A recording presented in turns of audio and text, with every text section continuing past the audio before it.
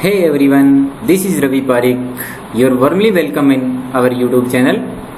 आज की इस वीडियो कंटेक्ट के अंदर हम कक्षा 10 की प्रश्नमाला 2 का अध्ययन करेंगे, बहुपद पोलिनोमियल। तो कक्षा 9 के अंदर हमने रेखिक बहुपद और द्विघात बहुपद के बारे में कुछ पढ़ा हुआ है, फिर भी हम थोड़ा सा दोहरान करते हैं कि बहुपद क्या होता है। कोई भी आप एक पद लिखते हो इस प्रकार, जैसे हमने लिख दिया x, तो ये एक पद है। अगर मैं लिखता हूं x प्लस 2 तो ये हो गया द्विपद। और अगर हम 3 पद लिख देते हैं तो ये हो गया त्रिपद। इस प्रकार और ज्यादा पद लिखेंगे हम तो हम उसको बोलेंगे बहुपद। इस प्रकार के जो जिसमें एक ही पद होता है और एक ही घात होती है, किसकी? चर राशि की। इसमें 2 प्रकार के आपके पास होते हैं, एक तो चर होते हैं और एक अचर। 2 कंसेप्ट होते हैं हमारे पास। तो जैसे ax प्लस b मैंने ये लिख दिया, तो ये एक रेखिक बहुपद है। क्यों? क्योंकि इसके अंदर चर राशि x है, उसकी घात 1 है, और अचर इसमें a और b है। तो चर राशि की अगर घात 1 होती है, अब चर ये नहीं कि x फिक्स है, चर y भी हो सकता है, ay प्लस b भी लिख सकते हैं हम। तो यहाँ y इसमें वेरिएबल होगा और a और b अचर, यानी जो कांस्टेंट होते हैं, स्थिर होते हैं, जिनके मान फिक्स होते हैं वो तो अचर कहलाते हैं, और जिनके मान परिवर्तनीय होते हैं वो क्या कहलाते हैं? चर कहलाते हैं। तो ax plus b, ay plus b, इस तरह से चर राशि की अगर वहां एक घात होती है तो वो क्या कहलाता है? रेखिक बहुपद कहलाता है। पद उसमें चाहे कितने ही हो, 2 पद है तो वो द्विपद होता है, लेकिन वो रेखिक द्विपद होता है। और अगर अधिक पद है, 3 है तो त्रिपद, चतुर्पद, इस तरह हो जाएगा, लेकिन रेखिक बहुपद ही कहलाएगा वो। यदि चर राशि की घात 2 है, ax² plus bx plus c, तो ये हो गया मानक रूप किसका? किसका मानक रूप? द्विघात बहुपद का। द्विघात बहुपद। क्यों? क्योंकि इसमें चर राशि की अधिकतम घात कितनी है? 2 है। इसको ऐसे भी लिख सकते हो आप, ax² प्लस b, ये भी द्विघात बहुपद है, क्योंकि चर राशि की इसमें अधिकतम घात कितनी है? 2 है।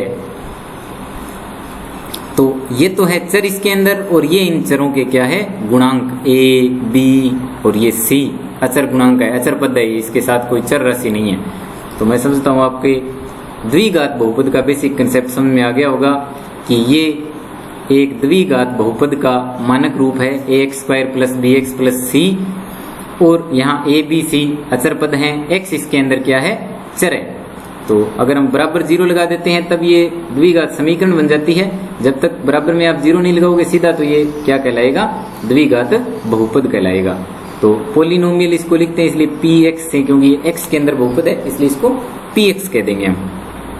तो इसमें x चर है और abc अचर है। abc के मान कुछ भी हो सकते हैं, जैसे ये एक बहुपद बन गया, तो यहाँ पर abc तीनों के मान, a का भी मान 1 है, b का भी मान 1 है और c का मान भी 1 है।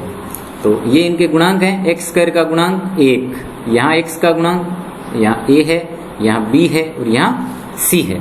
तो इस प्रकार आप बहुपद का कंसेप्ट समझ गए होंगे। अब ये मैं कह रहा हूँ कि ये द्विघात बहुपद है। क्यों? क्योंकि x², यहाँ पर x की घात कितनी है? 2 है। तो ये यहाँ इसमें शर्त एक हमारे को थोड़ी सी ध्यान रखनी पड़ेगी कि अगर ये द्विघात बहुपद है तो फिर x² का गुणांक है ना, वो 0 नहीं होना चाहिए। x² का गुणांक अगर 0 हो गया तो फिर ये तो द्विघात बहुपद नहीं रहेगा, क्या बन जाएगा? एक घात का बन जाएगा, यानी रेखिक बहुपद बन जाएगा। तो यहाँ जितनी घात का बहुपद है, अगर त्रिघात की लिखते हैं हम,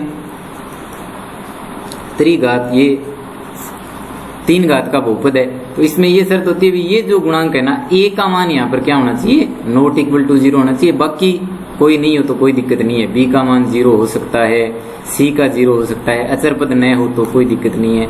लेकिन अगर हम कह दें कि त्रिघात बहुपद, तो उसमें कम से कम एक त्रिघात तो होनी चाहिए। अब बहुपद के लिए, घात के लिए एक और नियम है, वो भी आपको ध्यान में रखना है अच्छी तरह से, कि बहुपद की जो घात है वो हमेशा ऋणोत्तर पूर्णांक होना चाहिए, तभी वो बहुपद होता है, नहीं तो वो फिर बहुपद नहीं होगा। ऋणोत्तर पूर्णांक, ये नहीं कि आपको कोई ये लिख दे x की घात 1/2 प्लस y, या x ही लिख दे +3, तो क्या ये एक बहुपद है क्या? तो ये बहुपद नहीं है। क्यों नहीं है? क्योंकि इसके अंदर x की घात पूर्णांक नहीं है। और ऋणोत्तर पूर्णांक यानी कि -1 अगर लिखी है तो भी ये बहुपद नहीं है, केवल ऋणोत्तर यानी नॉन नेगेटिव, नेगेटिव नहीं होना चाहिए, तो वो बहुपद कहलाते हैं। अब हम बहुपद के बारे में थोड़ा इसका ज्यामितीय अर्थ समझते हैं, जो कि आपके प्रश्न वाला 2.1 के अंदर है। तो बहुपद का ज्यामितीय अर्थ अगर हम देखें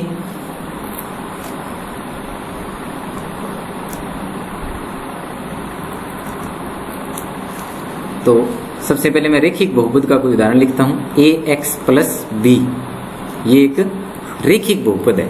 तो अगर इसको हम ग्राफ इसका बनाएंगे, अगर इसका क्या बनाते हैं, हम ग्राफ बनाते हैं,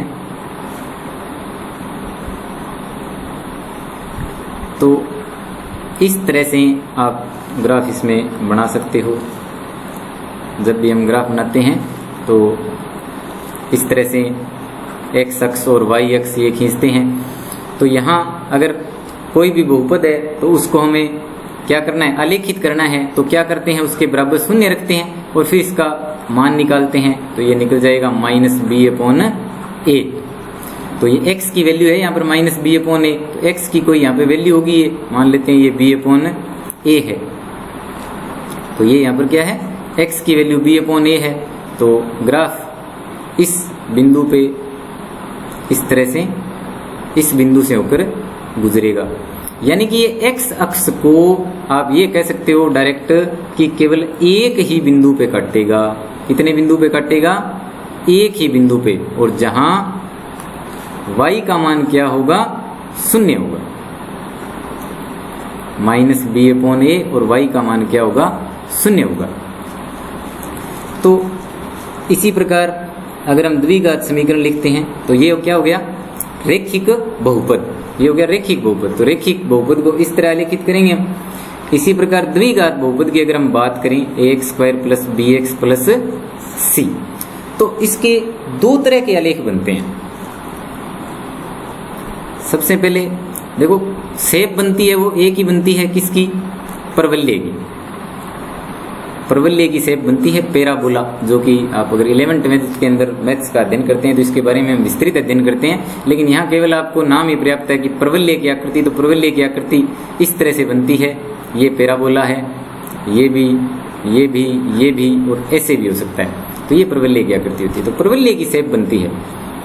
तो जब भी हम इसको आलेखित करते हैं तो परवलय देखो किस तरह से आ सकता है, इस तरह से बन सकता है। और देखो कैसे बन सकता है, इस तरह से बन सकता है, इस तरह से बन सकता है, इधर बाएं भी, इधर भी बन सकता है। तो इस तरह से ये बन सकते हैं। ये सारी चीजें इसमें, इस तरह की आकृति, ये अलग अलग शेप इस तरह की आपके बनेंगी। तो x अक्ष को ये जितने जगह पे काटेगा, परवलय जब भी हम बनाएंगे तो ये ज्यामितीय निरूपण इसका यही है कि x अक्ष को जितने ये जगह काटेगा उतने ही उसके क्या होते हैं, शून्य होते हैं। तो शून्य अधिकतम यदि द्विघात की समीकरण है, क्या है, यदि द्विघात की समीकरण है तो उसके दो ही शून्य निकलते हैं। कितने शून्य निकलते हैं, 2 शून्य, क्योंकि ये x अक्ष को कितने जगह पे काटता है, 2 जगहों पे काटता है।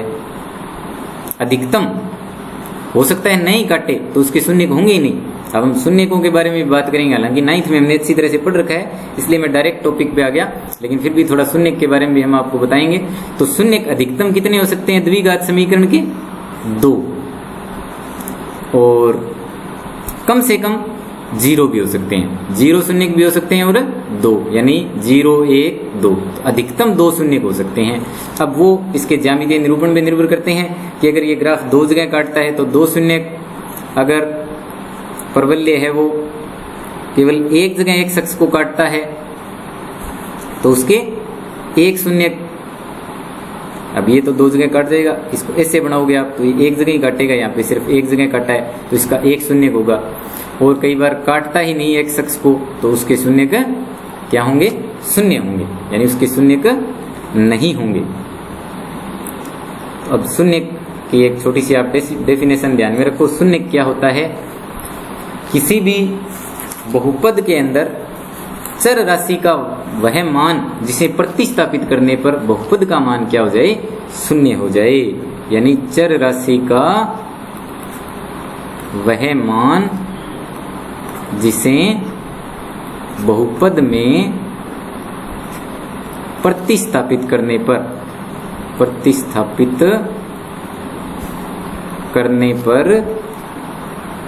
बहुपद का मान क्या हो जाए? बहुपद का मान शून्य हो जाए, शून्य हो जाए तो वो क्या होता है? शून्यक होता है। एग्जाम्पल लेते हैं, देखो 2x + 3 ये एक बहुपद है, 2x + 3, तो इसका शून्य क्या होगा? तो क्या रखें x की जगह कि इसका मान शून्य हो जाए? तो आप प्रयास और त्रुटि विधि से चेक कर सकते हो कि x की जगह मैं रखता हूं, यदि क्या रखें? 3/2, और वो भी किसके? माइनस के। x की जगह क्या रख दें? -3/2, यानी 2 गुणा में -3/2 + 3, तो ये 2 से 2 कैंसिल हो गया, यहाँ पर -3 + 3 क्या बन गया? 0। इसको अगर फाइंड करना होता है, हमें ज्ञात करना है, तो ये तो प्रयास त्रुटि विधि होगी कि हमने रख के देखा, 1 रख के देखा, 2 रख के देखा, 2 से 1/2 रख के देखा, तो ये निकल गया -3/2 रखने पर। लेकिन आप सीधा डायरेक्ट निकाल सकते हो, 2x + 3 बराबर क्या रखो? 0। शून्यक के लिए, शून्यक ज्ञात करने के लिए क्या करते हैं हम? 2x + 3 बराबर 0 रखेंगे, तो 2x बराबर कितना हो गया? -3, x की वैल्यू निकल गई -3/2, जो कि बहुपद का क्या हो गया? शून्य हो गया। इसी प्रकार ये हो गया एक घात का बहुपद, यानी रैखिक बहुपद, जिसमें हमने शून्य ज्ञात किया है। तो आप द्विघात बहुपद भी देख सकते हो, कोई भी x² प्लस, कोई भी उदाहरण ले लेते हैं हम, 14x + 49, इसके आपको शून्य देखने हैं। तो आप एग्जाम्पल में आपको थोड़ा सा और शॉर्ट एग्जाम्पल लेता हूँ, इससे देखो और क्लियर हो जाएगी बात। x² - 9, क्योंकि x² x की 2 घात है तो द्विघात बहुपद है ये, तो x की जगह हम क्या रख सकते हैं कि इस बहुपद का मान शून्य हो जाए? px है ये बहुपद, तो x की जगह क्या रख सकते हैं हम? x बराबर रख सकते हैं हम 3, तो p(3) यानी 3 का स्क्वायर -9, 9 - 9 बराबर 0। अब यहाँ देखो एक और भी रख सकते हैं हम, कौन सी वैल्यू?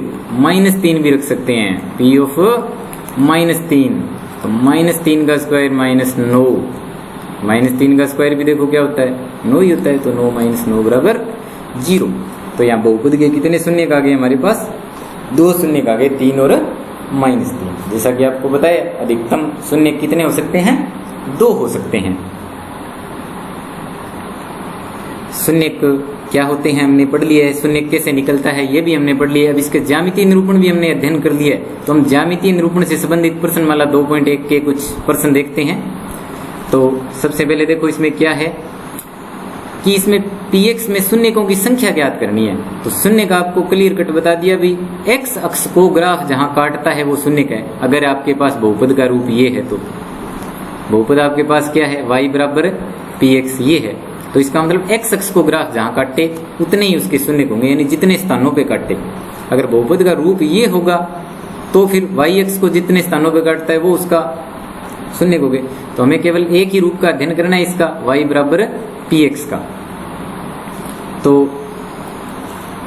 पहले अंदर देखो आप, फर्स्ट के अंदर ये रेखा है, कितने स्थानों पे काटती है, केवल एक पे काट रही है, किसको, वाई एक्स को, जो हमें नहीं देखना, हमें केवल देखना है एक्स अक्ष को कितने स्थानों पे काटती है, तो नहीं काटती, तो शून्य किसमें क्या होंगे, शून्य, यानी कोई शून्य नहीं होगा। दूसरे में देखो केवल एक स्थान पे काटती है, तो इसका मतलब एक शून्य होंगे। तीसरे में देखो 1 2 3, वाई एक्स पे जहां काट रही है वो नहीं देखना, केवल आपको ये देखना है एक्स अक्ष पे कितने स्थानों पे काटती है, तो 3 स्थानों पे, तो 3 हो गया। इसमें देखो 1 2, तो ये रेखा या जो ग्राफ है वो 2 स्थानों पे काटता है, तो इसका मतलब शून्य कितने हो गए, 2।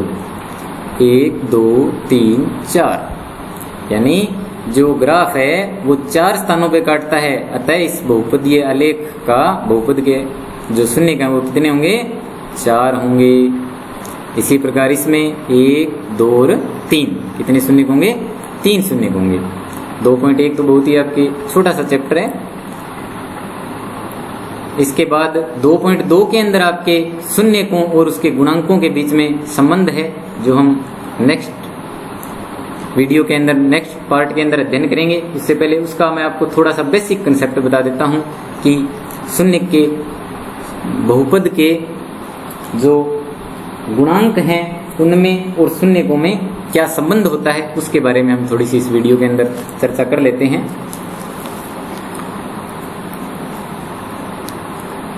शून्यकों और उसके गुणांकों के बीच में संबंध, केवल हम द्विघात बहुपद की बात करेंगे। तो द्विघात बहुपद का मेन रूप होता है हमारे पास, जो मानक रूप है वो ax² plus bx plus c।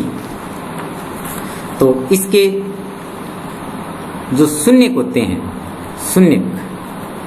शून्यकों का योग जो होता है वो क्या होता है, -b/a, या आप इसको क्या लिखोगे, x का गुणांक बटे अचर पद, x का गुणांक बटे अचर पद। x का गुणांक क्या है, b, और अचर पद, और यहां लगाना है आपको माइनस। और जो शून्यकों का गुणा है, शून्यकों का गुणा क्या होता है, c/a, या आप इसको लिखोगे अचर पद बटे में x, c/a होता है, ये अचर पद लिख दिया हमने, देखो c/a, तो a है वो अचर पद नहीं होता, a क्या होता है, x² का गुणांक। तो यहाँ लिखेंगे हम x² का गुणांक। इसी प्रकार यहाँ भी a फिक्स है नीचे, तो x² का गुणांक, x² का गुणांक। तो -x का गुणांक बटे x² का गुणांक, ये होता है योग, और ये होता है शून्यकों का गुणा। आपको बता दिया अभी द्विघात समीकरण है, तो इसके 2 शून्य निकल सकते हैं अधिकतम, और दोनों शून्यकों का योग और उनका गुणा, इनमें ये संबंध होता है। इसको हम सत्यता की जांच और इसको सत्यापित करेंगे नेक्स्ट वीडियो के अंदर। एक तो ये चीज, दूसरा एक चीज हम और ही ज्ञात करेंगे, यदि हमें शून्यक दिए हुए हैं, शून्यक दिए हैं तो बहुपद ज्ञात करना, बहुपद ज्ञात करना, इसकी भी हम बहुत ही आसान विधि की चर्चा करेंगे अगली वीडियो के अंदर। तब तक आप चैप्टर फर्स्ट को अच्छी तरह कीजिए, और 2.1 जो सेकंड का जो ये बेसिक कंसेप्ट का, और 2.1 इसमें प्रश्न वाला कराई हुई है, इसको आप अच्छी तरह से कीजिए। वीडियोस को अपने दोस्तों के साथ शेयर कीजिए, चैनल को सब्सक्राइब कीजिए और वीडियो को लाइक कीजिए, ताकि अपने मित्रों को भी वो तुरंत आपके लाइक करते ही उनके पास भी पहुंच जाए। नोटिफिकेशन को ऑन कर लीजिए, जैसे ही आपको वीडियो आए तो मेरी व्हाट्सएप के माध्यम से आपको भेजनी नहीं पड़े, जैसे ही वीडियो अपलोड होती है वो आपके पास सबसे पहले पहुंचे। धन्यवाद।